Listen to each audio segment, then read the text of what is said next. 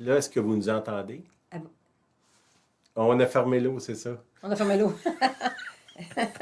Est-ce que vous entendez le son? Entendez-nous? Good. OK, Merci bon. François. OK. Merci. Bon, Il y avait trop d'eau. il y avait trop d'eau. On C'est se serait ça, j'ai noyé. pas fait de... Il y avait deux sons qui se mêlaient, là. Ça fait Wow. que là, on s'entend. C'est bon. T'avais-tu quelque chose? Non, non, non, non. Ben, je m'excuse pour le petit problème technique. On n'a pas de technicien, ça fait que c'est moi là, qui fais ça à mesure.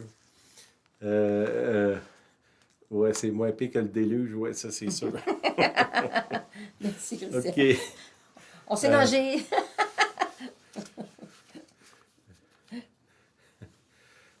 OK. C'est que ce soir, je veux parler, bon, vous savez, la guerre est prise là, en Ukraine.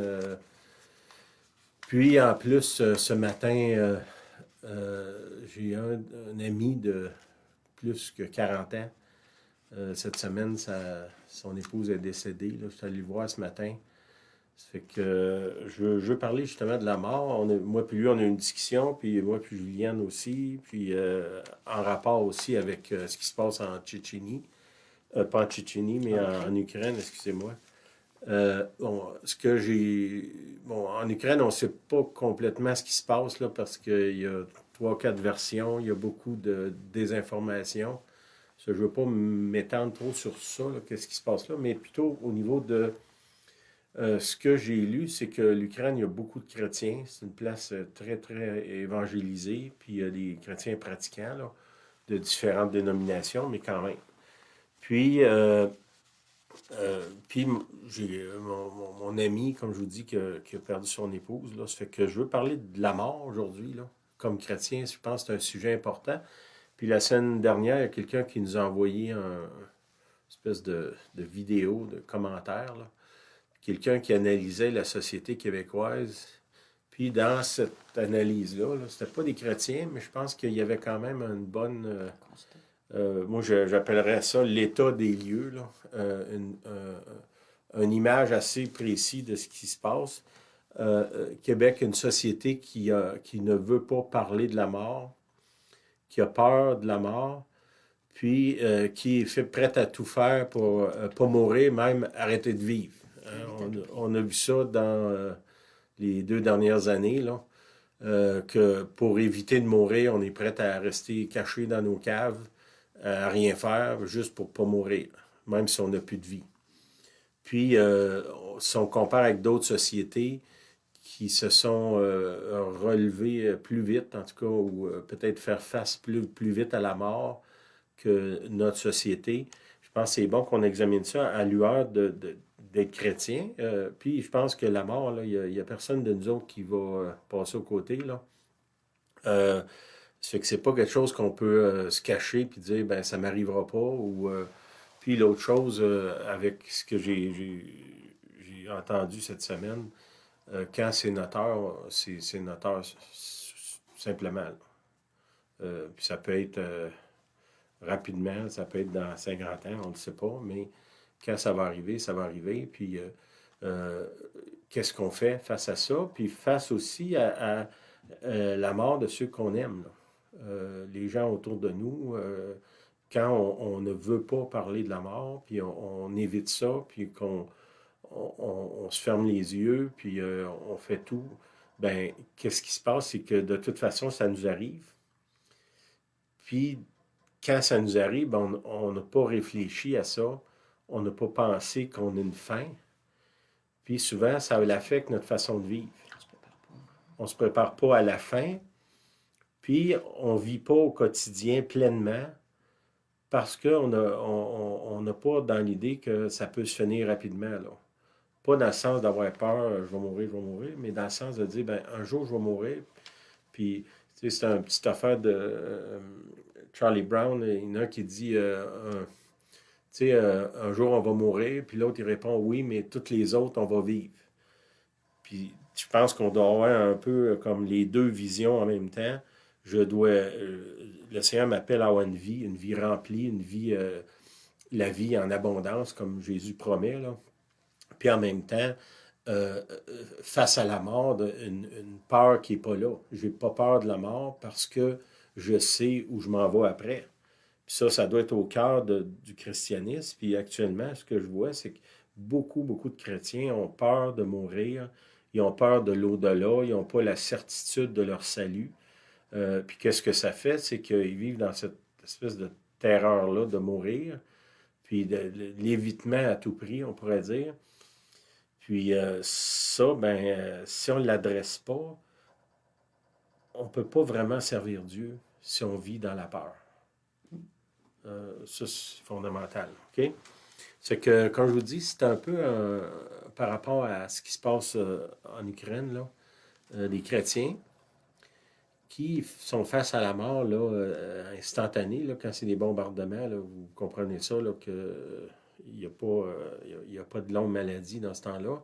Puis d'autres, c'est des maladies qui peuvent traîner longtemps ou qui durent, qui arrivent, puis c'est rapide, puis finalement, la personne est partie.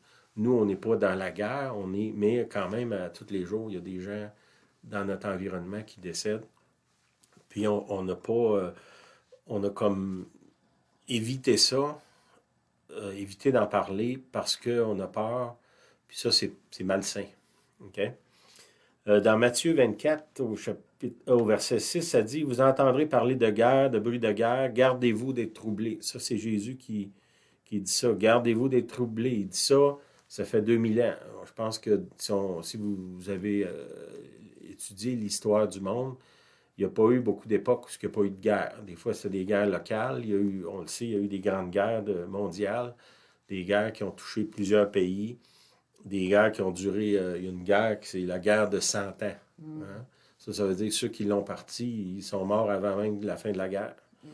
Il dit, gardez-vous d'être troublés. C'est Jésus qui dit ça. Il ne dit pas, je vais vous éviter la guerre. Il dit, gardez-vous d'être troublés. Il parle ici à des gens qui vont être au milieu d'une guerre. Là. Ils vont être là dans les combats. Car il faut que ces choses arrivent. Donc, si Jésus dit, il faut que ces choses arrivent, on ne peut pas les éviter, il faut qu'ils arrivent. Bon, est-ce qu'on doit avoir un esprit guerrier puis inutilement aller attaquer les autres? Je pense pas, mais on sait que souvent, si on parle de guerre, souvent, c'est des dirigeants qui en veulent un autre dirigeant, puis il prend son peuple, puis ils envoient à la guerre. C'est rare que les dirigeants eux-mêmes vont à la guerre. Hein? D'habitude, ils envoient les autres. Puis c'est probablement pour ça que ça dure si longtemps. Si ce serait eux qui seraient là, peut-être qu'ils seraient plus portés à discuter, puis à faire régler ça sans se battre. Là. Puis là, Jésus, il dit, mais ce ne sera pas encore la fin.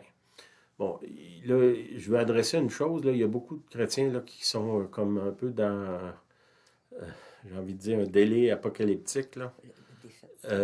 Puis j'aime un peu ce qu'un de mes amis, Bob Seymour, il appelle ça escapology, hein, la théologie de la fuite. Que, dans le fond, pour pas que moi, personnellement, je souffre, le Seigneur va venir me chercher avant qu'il y ait des problèmes. Puis ça, je pense pas que c'est biblique parce que Jésus, il nous dit que ça va arriver, puis de ne pas être troublé. Si je suis enlevé avant la guerre, j'ai pas besoin de cet avertissement-là parce que je ne serai pas troublé, je vais être parti. Là, lui, il parle à des gens qui vont traverser l'époque de la guerre. Là. Ça fait que ça, c'est quelque chose qu'on ne peut pas éviter. Bon, ici, on n'est pas en guerre, là, je comprends, mais on est quand même face à la mort, puis à notre niveau à nous, il faut qu'on l'adresse quand même. Parce qu'il y a des gens qui meurent autour de nous, puis souvent, on ne sait pas quoi faire. Les gens sont complètement désorientés, démolis, parce qu'ils n'ont pas jamais réfléchi qu'un jour, on va partir. Comme parents, on a des enfants. Des fois, étrangement, les enfants partent avant les parents.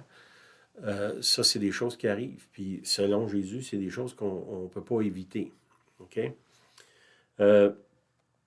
Dans Jean 16, 33, Jésus dit, « Je vous ai dit ces choses afin que vous ayez la paix en moi. » OK? La paix en lui. Puis, Jésus, son nom, c'est le prince de la paix. C'est que si on parle de paix ici, c'est pas genre fous-moi la paix, là, comme on dit des fois, là. Mais plutôt une paix qui est profonde intérieure, qui ne dépend pas des circonstances extérieures.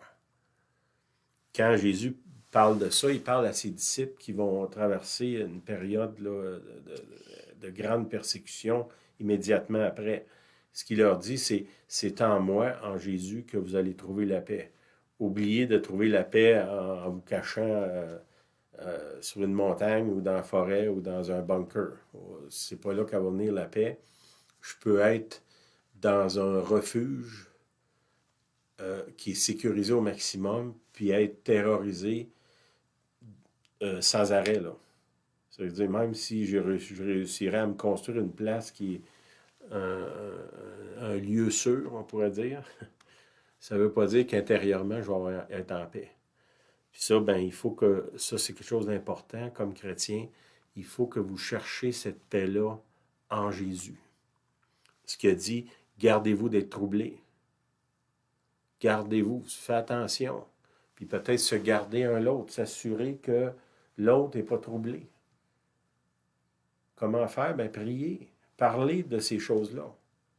Parler de qu'est-ce qui nous attend après la mort comme chrétien. Ben, il n'y a rien sur la terre qui équivaut à ce que ça va être dans le ciel.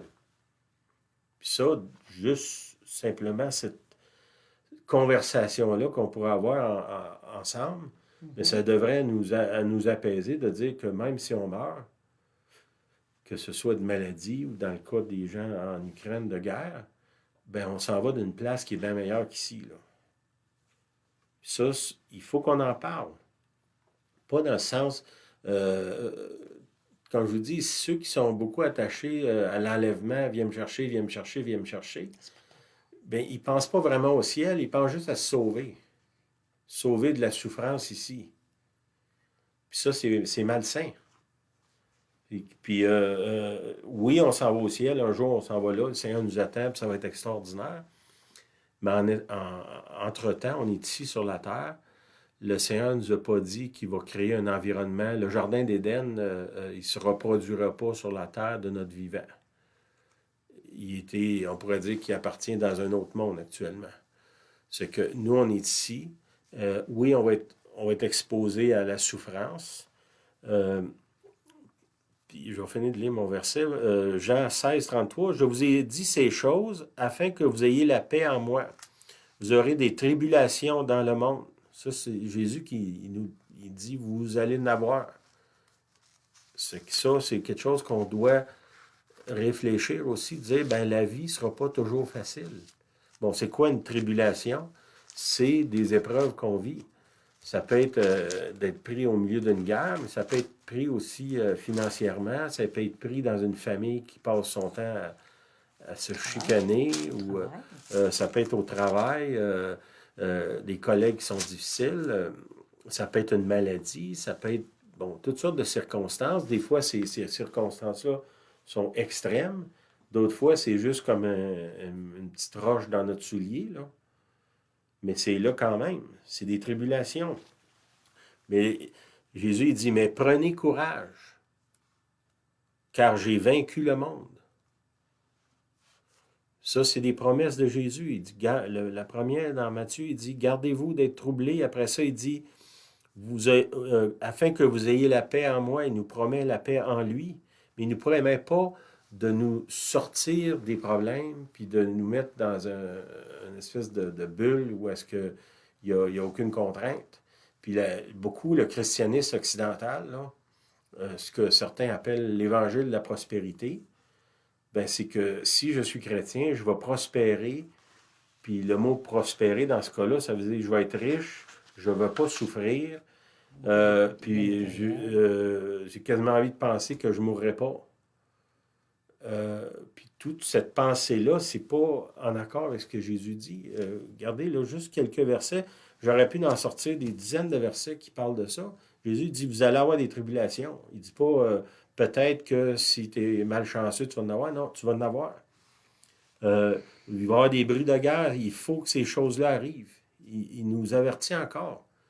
C'est que, pas pour nous terroriser, mais pour qu'on réfléchisse à ça. Puis c'est vrai dans des relations. Euh, je suis en relation avec Julienne. Est-ce que c'est toujours facile puis que c'est toujours le nirvana? La réponse est non. Ben ça, il faut réfléchir à ça, que soudainement, j'ai eu une révélation que c'est pas à tous les jours que c'est parfait. Mhm. Ben, j'aurais dû y penser avant parce que Jésus nous avertit à ça. Quand il parle de tribulation, ben, il parle dans nos relations, même dans un couple avec les enfants. Bon, je suis pas en train de dire que Julienne, c'est la grande tribulation, là. Oh là là! Voilà, voilà. Elle va- Mais on a des tribulations qu'on vit. OK. Je l'ai échappé, celle-là. Mais c'est pas grave, Julienne, elle a ri. Ah oui, Elle oui. aime ça rire. J'aime bien rire, moi. Julienne, elle me dit, j'ai besoin de rire à tous les jours. Fait que je fais mon effort. Euh, OK. Une phrase qu'il faut peut-être se débarrasser, là, je vais vous lire ça. J'ai la foi, donc Dieu va me donner ce que je désire. Ouf. Hein, ça, c'est la prière du Notre Père, mais ma version, là, c'est que ma volonté soit faite. Ben, la prière du Notre Père, c'est pas ça que ça dit, c'est que ta volonté, en parlant du Seigneur, que ta volonté soit faite. OK. J'ai la foi, donc Dieu va me donner ce que je désire, et surtout, je ne vais pas souffrir, être contrarié ou dérangé. Puis je vous dirais, beaucoup de chrétiens, leur vie, elle tourne autour de ce concept-là. Parce que j'ai la foi, je crois que je ne serai pas malade, puis je crois que je n'aurai pas de problème, puis je crois que y a rien de mal qui va m'arriver. Mais ça, c'est pas la foi, là. Ça, c'est de la présomption. La foi, c'est je crois en Dieu, puis je crois que lui va me protéger, va me garder au travers des tribulations, dans le cas des Ukrainiens, de la guerre, des maladies, de toutes sortes de choses. Puis si je comprends c'est quoi Jésus est venu me sauver pour, puis il me dit je vais te préparer une place au ciel, ben même si le résultat de mes tribulations m'amène à la mort, Paul il dit Christ est ma vie et la mort m'est un gain. Hein? Si je vis en Jésus-Christ, quand je meurs, je m'en vais au ciel. Je vais être beaucoup mieux qu'ici, là. Et ça, il faut réfléchir à ces choses-là parce que c'est ça qui nous libère de la mort. Puis de la peur de la mort, je veux dire. OK. Il y a un prophète, Bob Jones, qui disait, j'ai entendu plusieurs fois dire ça, il dit, ceux qui n'ont pas peur, qui n'ont plus peur de mourir, Non plus, pardon. Oui. qui n'ont plus peur de mourir, c'est ça. Mhm. L'ennemi n'a aucune emprise sur eux.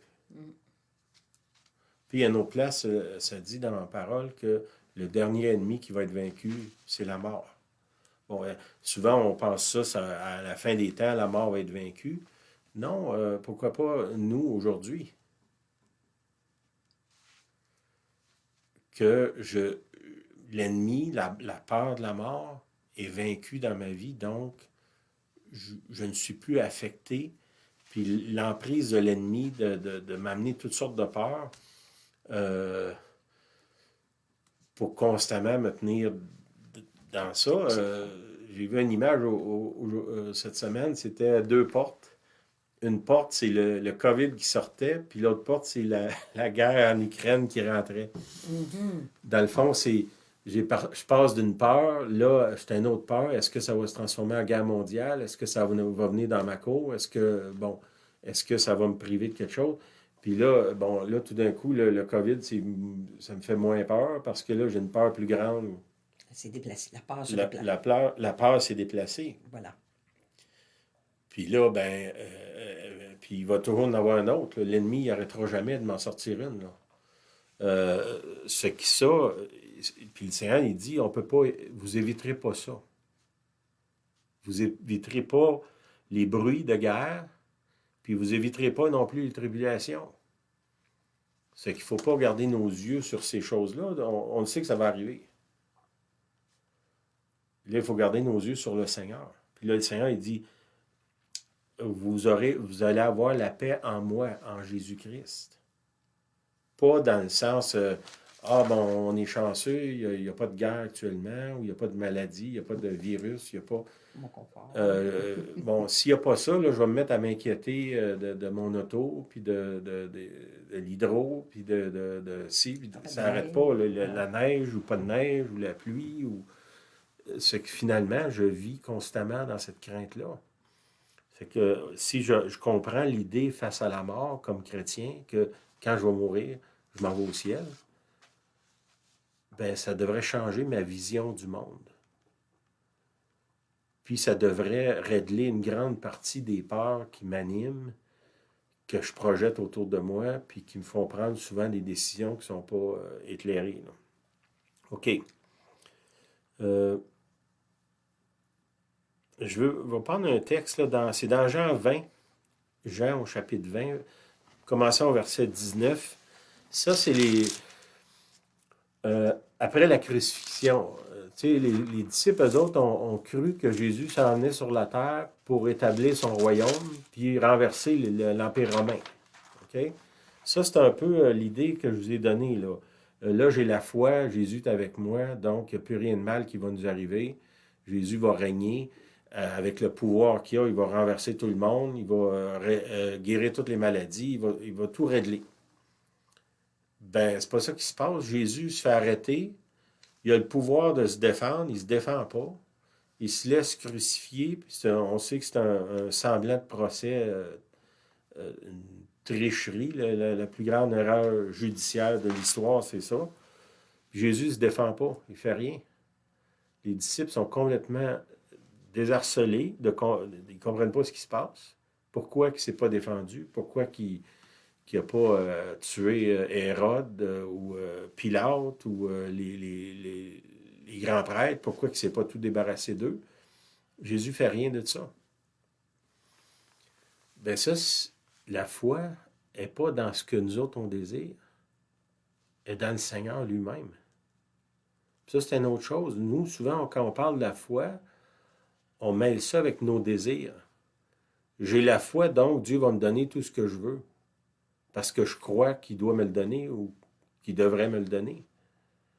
Ben, c'est pas ça la foi. La foi est en Dieu lui-même. Puis j'aime, c'est l'apôtre Pierre, je pense, qui dit à Jésus, il dit, tu sais tout, Seigneur. Hein? On l'a dit, moi, je sais rien, là. Je ne me fierai pas trop sur mes émotions pour attacher ça à ma foi. Je vais plutôt me reposer sur toi, Seigneur. Puis quand on parle face à la mort, ben la mort, c'est le défi ultime de l'humanité, là. Ben si on ne se repose pas sur Dieu, puis qu'on pense que parce qu'on croit, Dieu va nous éviter la mort ou éviter la mort des gens qu'on aime, qui sont autour de nous, ben c'est pas toujours comme ça. Puis quand je vous dis ça, je crois dans la guérison, je crois même à la résurrection, je crois qu'il y a des gens qui ressuscitent, mais je crois aussi que c'est pas tout le monde pour qui on prie qui ressuscite. Ça, c'est pas vrai, puis c'est pas tout le monde pour qui on prie qui sont guéris. Ça aussi, on doit l'admettre, parce que sinon, qu'est-ce qu'on fait? C'est qu'on évite la mort à tout prix. Puis comme je vous dis, pour moi, la mort, ça fait partie de la vie. Tout ce qui est vivant sur la terre, un jour, ça meurt. Quand tu es chrétien, ben quand tu meurs, tu t'en vas au ciel. Tu reçois, selon la Bible, un nouveau corps, puis tu t'en vas dans la présence du Seigneur. C'est pas un vide, un néant, ou je ne sais pas ce qui m'arrive. C'est je le sais parce que le Seigneur me l'a dit. On va voir par ici. C'est Jean 20, 19. Les portes du lieu où se trouvaient les disciples étaient fermées à cause de la crainte qu'ils avaient des Juifs. Bon, Jésus meurt. Le scénario que les apôtres avaient dans leur tête, il ne s'est absolument pas passé. Là, ils sont enfermés dans une salle, sont cachés en arrière d'une porte barrée, puis ils ont peur des chefs. Là, ils ont dit, ils ont tué Jésus, ils vont sûrement nous tuer. Ils ont peur. Puis la peur les paralyse, les empêche de faire quelque chose. Puis là, ça dit, Jésus vint et se présenta au milieu d'eux. Jésus apparaît là, dans le milieu de leur peur, de leur enfermement. Puis il leur dit, la paix soit avec vous. Ça aussi, on voit que là, encore là, Jésus, la première chose qu'il leur donne, c'est que sa paix soit avec eux. Il ne dit pas, hey les boys, je vais vous sortir de là, puis on va renverser les Romains. Il dit, non, je vous donne ma paix. Je ne vous sors pas de l'épreuve, je ne vous sors pas de la tribulation, je vais être avec vous dans ça. Je vous donne ma paix. Puis ça, comme chrétien, on doit rechercher ça. Il y a trop de chrétiens actuellement qui vivent dans la terreur ou dans toutes sortes de scénarios que ce que Dieu va faire ou pas faire. Laissons-les être Dieu, puis nous reposons-nous sur lui. Puis il y a des choses qui se passent là qu'on ne comprend pas tout. Est-ce qu'on doit tout comprendre? Non. La seule chose qu'on doit s'attacher, c'est Seigneur, je sais que tu m'aimes, puis je sais que toi, tu es en contrôle. Quand je dis en contrôle, ça ne veut pas dire que Dieu va arrêter tout ce qui se passe de travers autour de moi. C'est pas ça que ça veut dire. OK. Au verset 20, et quand il lui dit cela, il leur montra ses mains et son côté. Les disciples furent dans la joie en voyant le Seigneur. Jésus revient des morts. Puis, comme preuve, il y a des trous dans ses mains et son côté. Qu'est-ce que ça fait, les disciples? Jésus lui avait déjà dit qu'il était pour mourir et ressusciter. Mais tu sais, c'est une chose de dire « je vais ressusciter », c'est une autre chose de le faire. Là, il est là devant eux, puis c'est le Jésus-Christ ressuscité qu'eux autres ont vu sur la croix. Puis il est là avec les trous de clous dans les mains. Puis ça, cette expérience-là les transforme.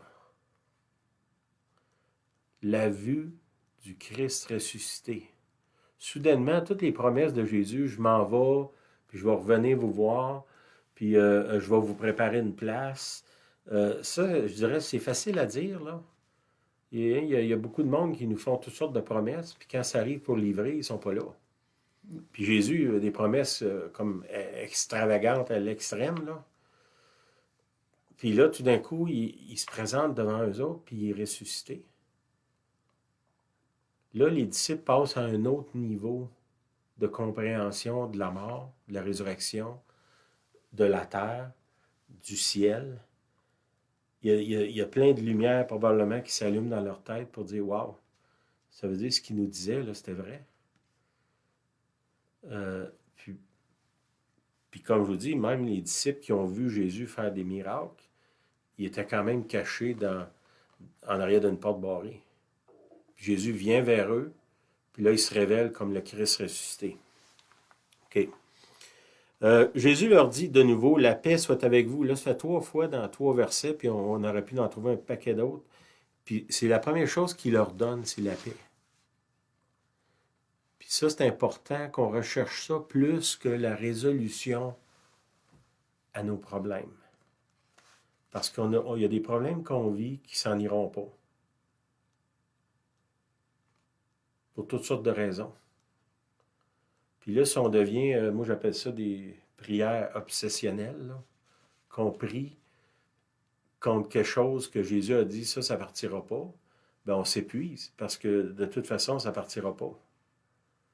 C'est qu'on est mieux de prendre nos efforts, puis rechercher la paix de Dieu, puis de se reposer en lui, au lieu de rechercher comment je dirais, le paradis sur la terre quand il n'est pas là actuellement, là.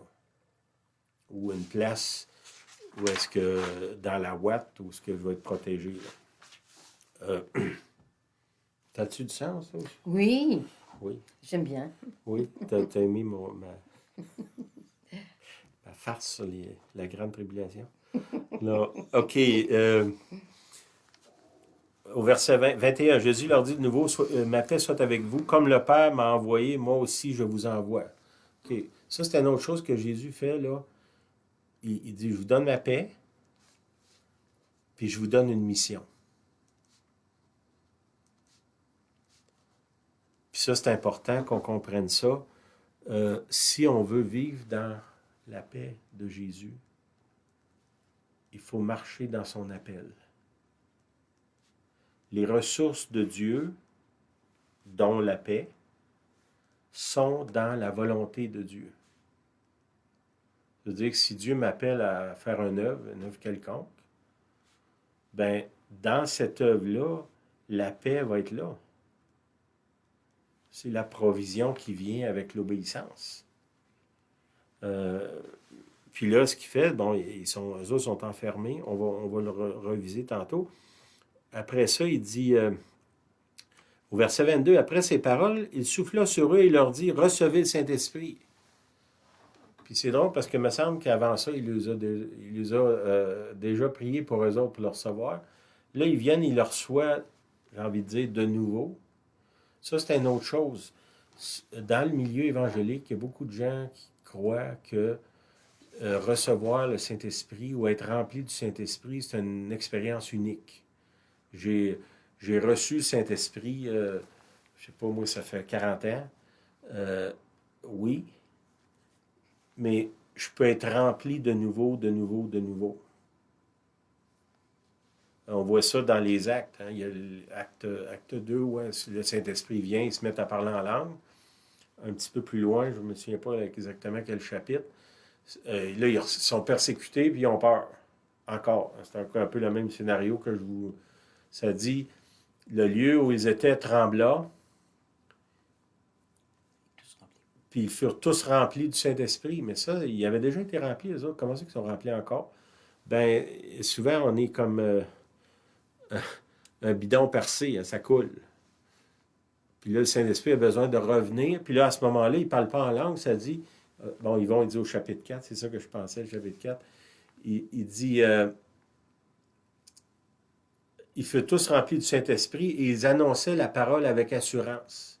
Le premier coup, ils parlaient en langue. Le deuxième coup, ils ont eu de l'assurance. Puis là, ils annonçaient la parole. Qu'est-ce qu'ils ont fait? Ils sont retournés à la mission que Jésus les avait dit. Je vais vous envoyer. Là, ils ont eu peur. Ils se sont cachés. Le Saint-Esprit revient. Puis là, ils retournent à la mission.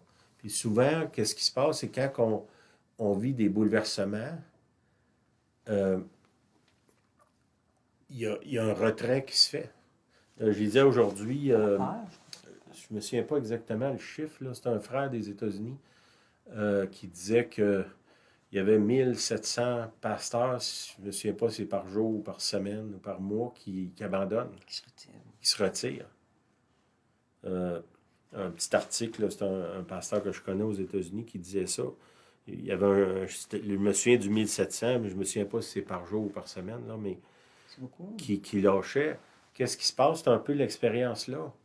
Ça ne marche pas comme on veut. On se retire derrière des portes fermées. Puis si on n'a pas une deuxième expérience d'être rempli, c'est 1700 par mois. Je pense que je te l'avais envoyé, Yvon. Si on ne reçoit pas cette deuxième expérience d'être rempli du Saint-Esprit, bien souvent, on va abandonner. On va abandonner. Puis le Seigneur, il ne veut pas qu'on abandonne, il veut qu'on reprenne le flambeau puis qu'on aille de l'avant. Puis ça, bien, si on vit dans la peur de la mort, on ne peut pas. On ne peut pas sortir puis faire ce que Dieu demande. OK. Puis là, il dit, ceux à qui vous pardonnerez les péchés, ils leur seront pardonnés, et ceux à qui vous les retirez, ils leur seront retenus. OK? Dans le fond, là, il leur donne le message. C'est quoi votre message? C'est le salut et la vie éternelle par le pardon des péchés. C'est ça, la mission notre mission, c'est ça. Dieu nous a donné le salut, puis la vie éternelle, puis la vie même, au travers du pardon des péchés. Mes péchés sont pardonnés, puis Dieu, selon ce passage-là, il me donne le pouvoir de pardonner les péchés aux autres. Pas dans le sens de ma personne, mais ce qu'il dit, ceux à qui vous pardonnez les péchés. Il me donne cette mission-là, d'apprendre les gens, puis de dire, tes péchés sont pardonnés au nom de Jésus-Christ, puis tu peux recevoir la vie, tu peux recevoir la paix, tu peux recevoir le Saint-Esprit, puis avoir une vie dans l'abondance au travers de Jésus-Christ. Ça, c'est ce que Dieu promet. Puis, une vie abondante sur la terre, Abondance, ça ne veut pas dire la villa sur le bord de l'océan 365 jours par année. Ce n'est pas ça nécessairement que ça veut dire. Ça peut être au milieu des grandes épreuves, au milieu du feu, au milieu de la persécution, qu'on marche dans la paix, puis on voit la puissance de Dieu à l'œuvre. Puis quand on meurt, on s'en va au ciel. La promotion ultime. Hein? Donc, on peut vivre pleinement sans avoir peur, parce que de toute façon, à la fin, ça va être encore meilleur que c'était au début. C'est pourquoi j'aurais peur. Quand je vais arriver à la fin, c'est là que ça va être le meilleur. OK. Verset 24. Thomas, appelé Didyme, l'un des 12, n'était pas avec eux lorsque Jésus vint. OK, on connaît l'histoire de Thomas, là. Les autres disciples lui dirent donc, nous avons vu le Seigneur. Mais il leur dit, si je ne le vois dans ses mains la marque des clous, et si je ne mets mon doigt dans la marque des clous, et si je ne mets ma main dans son côté, je ne croirai point. OK? Ça, qu'est-ce que ça nous dit? Lui, là, c'est un des disciples qui a vu Jésus faire des miracles, qui a vu Jésus faire ces promesses-là. Il a vu Jésus faire tout ça. Puis là, il arrive à la résurrection que Jésus lui-même a annoncée. Puis il ne croit pas.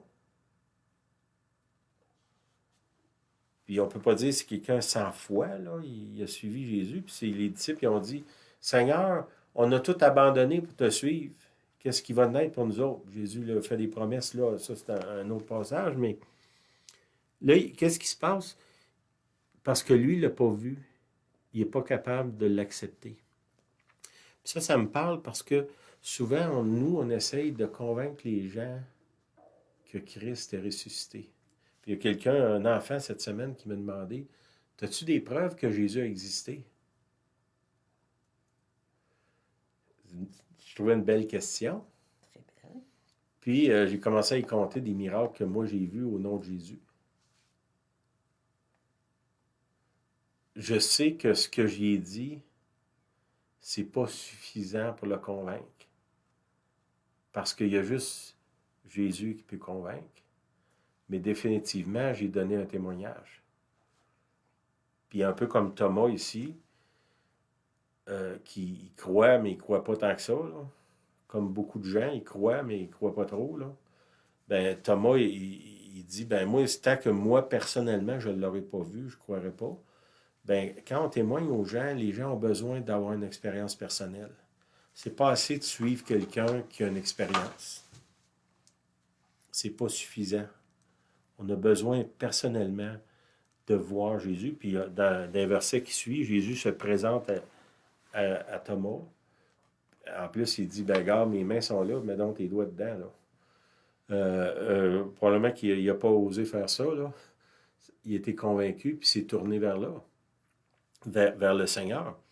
Bien, ça aussi, là, chacun de nous autres, on doit avoir cette expérience-là. Puis c'est, je crois, cette expérience-là qui va nous libérer de la peur de la mort. C'est pas parce qu'un autre n'a pas peur que ça va me libérer moi. Là. Ça peut m'attirer vers Jésus, ça peut me pousser à aller chercher, de voir quelqu'un, je ne sais pas, moi je vois Yvon, puis Yvon, c'est clair qu'il n'a pas peur de mourir. Là. Ben, ça me chatouille un peu, ça vient me chercher. Mais je ne peux pas vivre sur la foi d'Yvon. Là. Il faut que moi, j'aie mon expérience. C'est bon de rencontrer des gens qui ont la vraie foi, là. Ça fait du bien, mais c'est pas assez. Il faut que nous, personnellement, on l'aille. C'est ce qui se passe avec Thomas. Jésus honore son manque de foi, finalement. Puis il vient le rencontrer personnellement, puis là, à ce moment-là, il croit. OK, dans cette histoire-là, on voit que les disciples qui ont déjà été avertis que Jésus va mourir, va ressusciter, ça ne les empêche pas d'être enfermés dans leur peur. Ça veut dire, le fait que vous croyez en Jésus, ça ne veut pas dire automatiquement que vous n'aurez pas peur, puis que vous ne serez pas enfermés dans vos peurs. Il y a 2 fois dans ce passage-là que Jésus vient puis il leur dit que la paix soit avec vous. Tu sais, quand Jésus passe son temps à répéter la même chose, c'est soit que nous autres, on ne comprend pas vite, ou qu'il y a vraiment quelque chose à dire là, puis il y a vraiment quelque chose à livrer là. Puis ce passage-là, je vous donne ma paix, il se répète beaucoup, beaucoup dans les Écritures. C'est pourquoi on a tant besoin de cette paix-là. C'est parce qu'il nous le dit, vous éviterez pas toutes les irrégulations. Donc, vous avez besoin de ma paix. Oui, il y a des choses que Dieu nous évite, mais souvent, on a à passer au travers. Puis là, on a besoin de la paix pour s'accrocher quand on passe au travers. L'autre chose, il souffle sur eux le Saint-Esprit. Le Saint-Esprit, c'est lui qui nous amène là. C'est lui qui nous garde. C'est lui qui nous montre dans quel état on est. C'est lui qui nous convainc de péché, de justice, de jugement. C'est lui qui nous amène dans la paix de Jésus. OK? Après ça, il leur donne une mission. On a une mission. Quand la mission est finie, on s'en va. On a une mission en attendant. La journée que vous êtes sauvés, moi j'ai été sauvé, j'avais 19 ans, ben j'étais dans un groupe qui, tout le monde espérait d'être enlevé le lendemain. Mais dans ce temps-là, on n'accomplit pas la mission, on fait juste attendre l'autobus du ciel. Dans l'abribus. Dans l'abribus, c'est ça.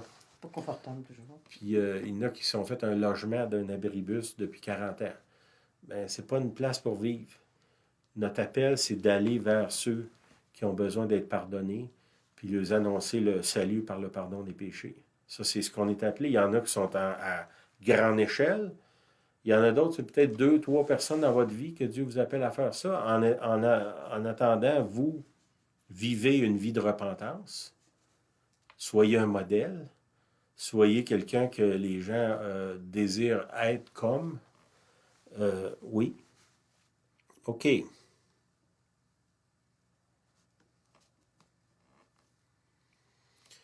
Après ça, je vous ai dit, il ne suffit pas que les autres nous parlent de l'expérience, elle doit être nôtre. Ça, c'est important au cœur de l'Évangile. Il y a l'expérience personnelle. Puis qu'est-ce que ça a créé, ça, de ces 12 apôtres-là, ces 12-là? Il a sorti des gens sans peur qui ont transformé le monde. Puis si vous lisez l'histoire dans les Actes des Apôtres, mais il y a d'autres écrits après, des gens qui n'avaient pas peur de rien, finalement, pour annoncer l'Évangile. Ils sont allés dans des places d'adversité extrême, puis ont transformé le monde. Le monde moderne, qui est en train de s'effricher, ou s'effriter, je veux dire, c'est un monde qui a été bâti sur la foi au christianisme en Occident, au moins.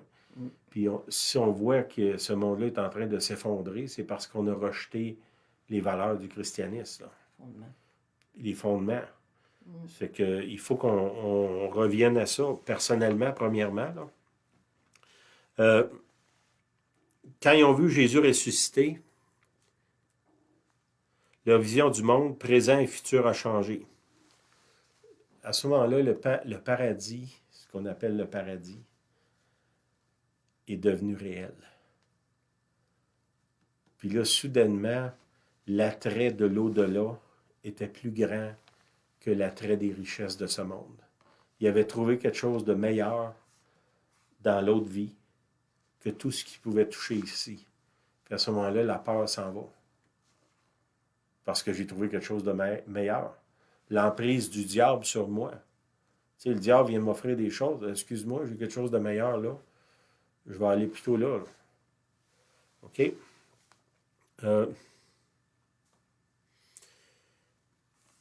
OK, dans Colossiens, il m'a vous donné des versets, là, je ne lirai pas tout, là, le temps il avance quand même, mais Colossiens 1,26, ça dit que c'est un mystère caché de tous les âges, mais révélé maintenant à ses saints, à qui Dieu a voulu faire connaître quelle est la glorieuse richesse de ce mystère parmi les païens, savoir Christ en vous, l'espérance de la gloire. La paix de Jésus, elle vient quand Christ est en nous, puis qu'on a mis notre espoir dans lui. Puis comme je vous dis, il y a des bouleversements sur la terre, on ne passera pas aux côtés de ça. Si nos yeux sont sur le Seigneur, si notre richesse, c'est Jésus, puis qu'on s'attache à lui, bien quoi qu'il arrive autour de nous, on ne sera pas ébranlé, parce qu'on a trouvé quelque chose de meilleur. 1 Corinthiens 15, 19, c'est Paul qui dit, « Si c'est dans cette vie seulement que nous espérons en Christ, nous sommes les plus malheureux de tous les hommes. » Hein, il y a tout un passage qu'il faut réfléchir longtemps pour l'absorber. Dans Hébreux 11, verset 13, ça parle des gens qui ont vécu sur la terre, qui ont souffert beaucoup, tout le chapitre 11, mais ils ont traversé ces souffrances-là en ayant les yeux sur quelque chose de plus grand.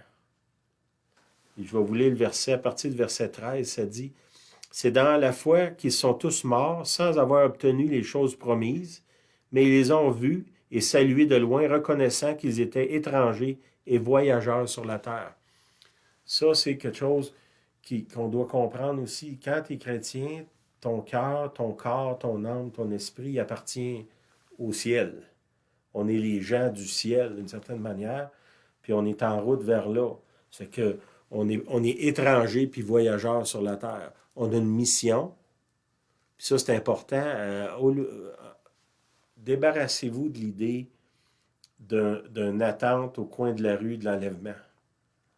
Vous avez du travail à faire. Il y a des millions de personnes sur la terre qui ont besoin d'entendre le message de l'Évangile.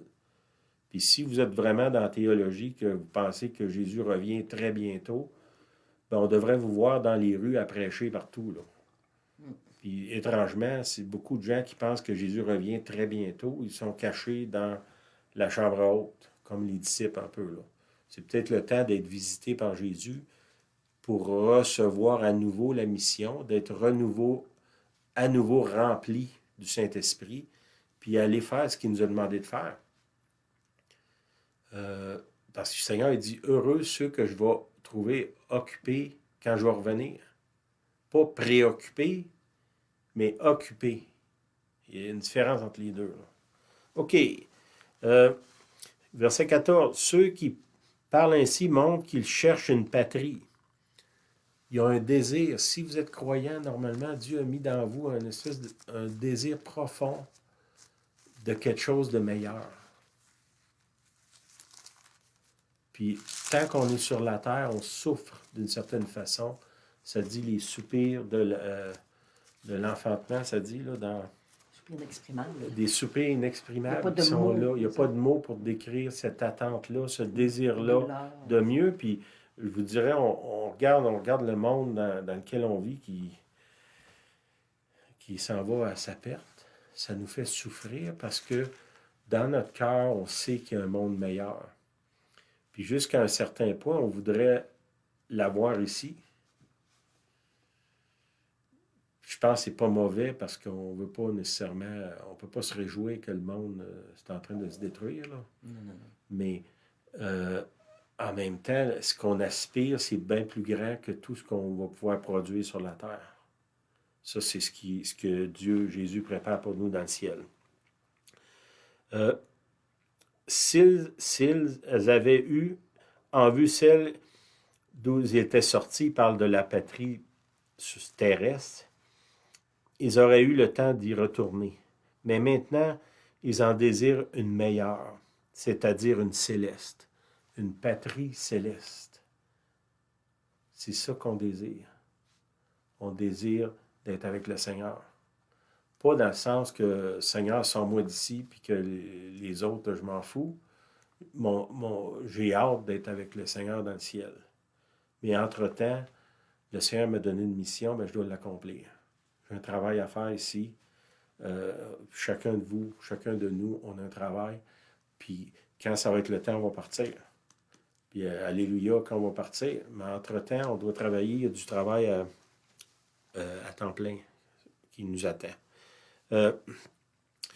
C'est pourquoi Dieu n'a pas honte d'être appelé leur Dieu, car il leur a préparé une cité. Dieu nous a préparé une place. Ça on devrait chérir ça dans notre cœur. Puis quand la peur de la mort, la peur de l'inconnu, la peur des tribulations, la peur qu'on est bombardé, là, les médias, ils vivent de ça, de nous bombarder de peur, là. Ils cherchent toujours quelque chose pour nous envoyer. Que nous, on soit en paix. Parce que le Seigneur nous a dit, oui, ces choses-là vont arriver, mais moi, j'ai une place que je vous prépare qui est extraordinaire, que même dans vos rêves les plus fous, vous n'avez même pas approché de ce que je prépare pour vous. Puis fait, gardons les deux, les pieds sur la tête, terre, puis on dirait la tête dans le ciel. Notre cœur, j'ai envie de dire, notre cœur partagé. Hein, Paul, il dit, tant qu'à moi, je m'en irais, mais à cause de vous autres, il faut que je reste. Mon cœur est partagé. Pour moi, j'ai hâte d'être avec le Seigneur. Mais en même temps, je vois le travail qu'il y a à faire ici, puis mon cœur est partagé.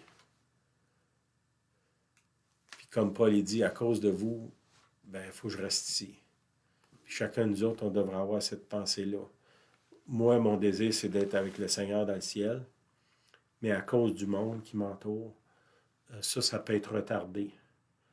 Quand l'heure va arriver, je vais penser, comment il s'appelait, Maurice Sorello, il disait, si je tombe mort, je ne veux pas que personne me ressuscite. Laissez-moi mort. Parce que je ne veux pas rester ici. Mais quand je vais être mort, ressuscitez-moi pas, je veux m'en aller avec le Seigneur. Puis il y avait cette assurance-là que quand il va mourir, il s'en va avec le Seigneur. Amen. OK, Seigneur, je te prie que tu nous aides, Seigneur, à faire la balance entre les pieds sur la terre, le cœur divisé, puis la tête dans le ciel. Puis Seigneur, je te demande de libérer mes frères, mes sœurs de la peur, de la mort. Seigneur, qui puissent embrasser la vie au quotidien, à chaque jour. Qu'ils soient excités de vivre. Puis en même temps, qu'il n'y ait absolument aucune peur de mourir. Puis qu'on puisse vivre. Seigneur, tu nous as dit que tu nous donnerais la vie en abondance, qu'on vive dans l'abondance. L'abondance, Seigneur, c'est de faire ta volonté. Puis aide-nous, Seigneur, à marcher dans cette volonté-là. S'il y en a qui se sont retraités dans la chambre haute avec la porte barrée, Seigneur, je te demande de les visiter, leur donner ta paix, leur faire visiter une seconde visite du Saint-Esprit, qu'ils soient remplis du Saint-Esprit à nouveau, puis qu'ils puissent sortir, puis avoir l'assurance que, Seigneur, tu es avec eux, puis quoi qu'il arrive, Seigneur, la fin, ça va toujours être le meilleur, Seigneur. Au nom de Jésus, je prie. Amen. T'avais-tu quelque chose? Tu voulais rajouter? Moi, je vais ajouter une petite chose. C'est sûr qu'on a parlé du COVID, confinement, tout ça.